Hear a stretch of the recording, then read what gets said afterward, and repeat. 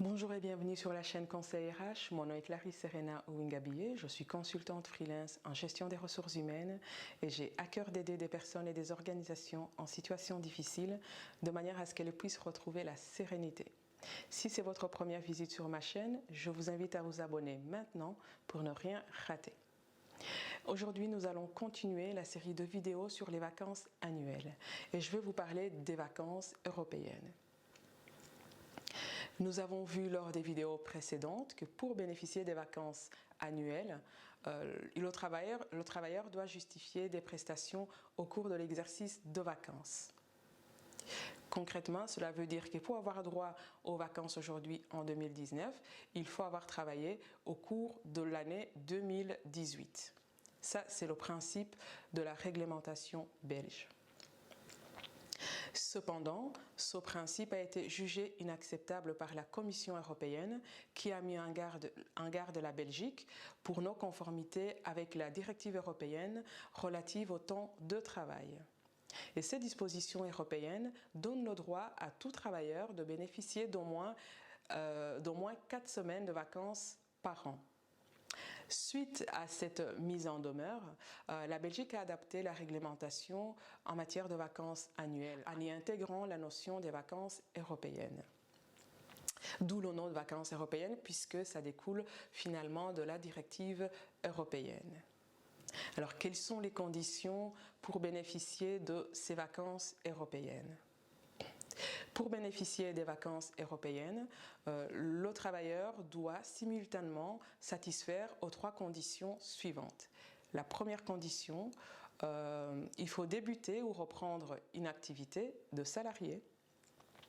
Deuxième condition, il faut avoir presté effectivement ou de manière assimilée au moins 3 mois ou 90 jours au cours d'une même année civile. Et cette période de 3 mois ou de 90 jours, c'est ce qu'on appelle finalement la période d'amorçage. Et la troisième condition, il faut avoir épuisé ses jours de vacances légales. Alors, une information importante ici, contrairement aux vacances légales, le travailleur n'est pas obligé de prendre ses vacances européennes. C'est vraiment le choix appartient au travailleur de prendre ses jours de vacances européennes ou pas. Alors ici on a vu les conditions. Maintenant, pour vous donner quelques exemples des personnes qui pourraient en bénéficier. Donc ici nous pouvons par exemple donner un exemple d'une personne qui débute son premier emploi. Après une longue période de chômage complet, la personne pourrait également bénéficier des vacances européennes. Un indépendant qui devient salarié pourrait bénéficier de ces vacances européennes ou simplement après une longue période de congé sans solde, le travailleur pourrait également demander des vacances européennes. Également pour les gens qui travaillent, par exemple temps partiel, qui augmenteraient leur temps de travail, ces personnes pourraient également demander effectivement les vacances européennes, pour autant, en tout cas pour les personnes que je viens de citer, pour autant que les 3 conditions soient vraiment remplies. Comment on détermine le nombre de jours de vacances européennes ? Alors, pour les employés, dès la dernière semaine de la période d'amorçage de 3 mois, l'employé a droit à 6 jours de vacances européennes dans un régime de 6 jours semaine. Maintenant, si l'employé travaille dans un régime de 5 jours par semaine, il aura droit à 5 jours de vacances européennes maximum. Après cette période d'amorçage, la durée de vacances européennes est déterminée à 2 jours par mois de prestation. Quid du pécule de vacances? Alors, pour les jours de vacances supplémentaires, le travailleur perçoit un pécule de vacances supplémentaire également. Ce pécule, finalement, constitue une avance sur le pécule de l'année suivante. Concrètement, cela veut dire que lorsque le travailleur prend des vacances européennes, il reçoit une rémunération normale afférente à ces jours. C'est ce qu'on va appeler le pécule de vacances.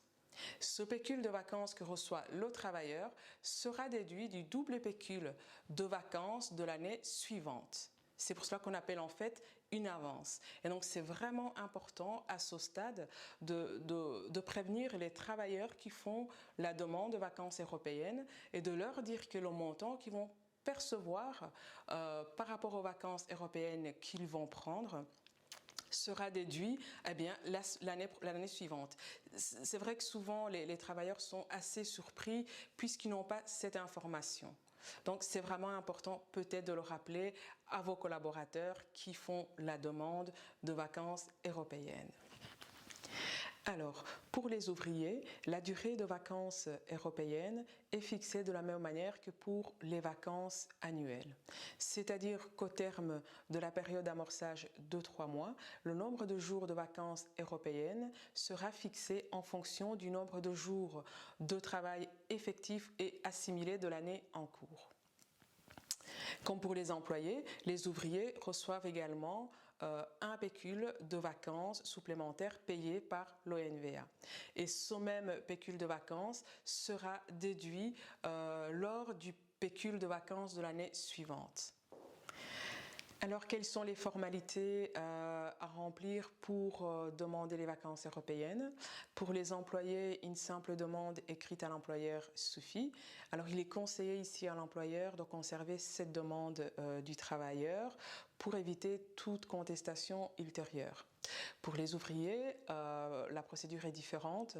Ils doivent s'adresser à l'ONVA pour demander un formulaire dédiés à cette demande de vacances européennes.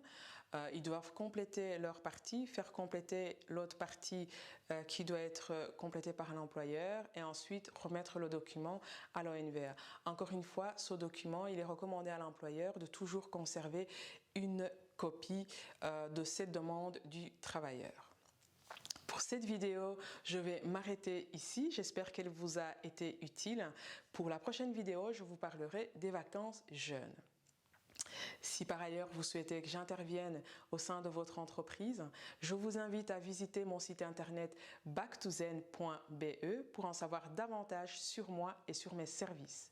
Je vous dis à très bientôt et portez-vous bien. Au revoir.